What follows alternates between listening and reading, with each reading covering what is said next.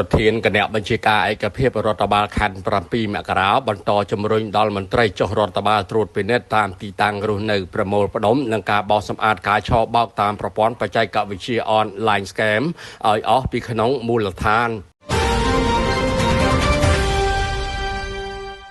លោកថេងសូថុល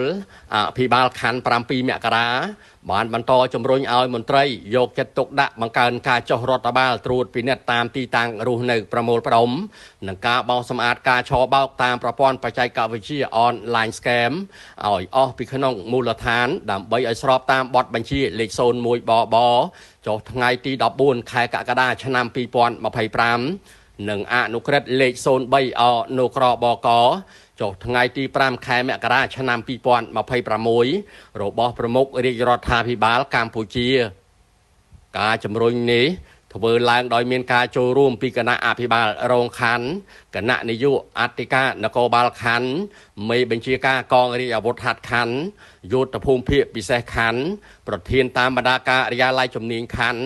ចៅសង្កាត់និងនាយប៉ុស្តិ៍ព្រមទាំងមន្ត្រីមួយចំនួនទៀតនៅក្នុងកិច្ចប្រជុំប្រចាំខែកក្កដារបស់គណៈបញ្ជាការឯកភាពរដ្ឋបាលខណ្ឌ7មករារាជធានីភ្នំពេញ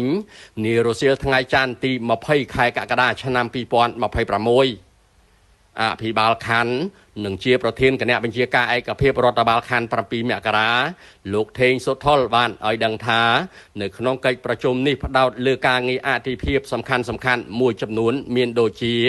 ការពង្រឹងការពារសន្តិសុខសុវត្ថិភាពសណ្ដាប់ធ្នាប់របៀបរៀបរយសាធារណៈការងារតាមដានវឌ្ឍនភាពការងារបង្ក្រាបការឆបោកតាមប្រព័ន្ធបច្ចេកវិទ្យា online scam ការងារបង្ក្រាបលបែងស៊ីសងខុសច្បាប់ការងារទប់ស្កាត់បង្ក្រាបក្មេងទំនើងការងារជនអនាថាតាមដានវឌ្ឍនភាពការងារចុះបញ្ជីដីធ្លីនិងចំណាយឯកជនជូនប្រជាពលរដ្ឋការងារផ្ដល់សេវាសាធារណៈតាមរយៈច្រកចេញចូលតែមួយខណ្ឌសង្កាត់ក្នុងកំឡុងពេលយុទ្ធនាការនៃការចុះបញ្ជីដីធ្លីនិងចំណាយឯកជនក្នុងមូលដ្ឋានជូនប្រជាពលរដ្ឋ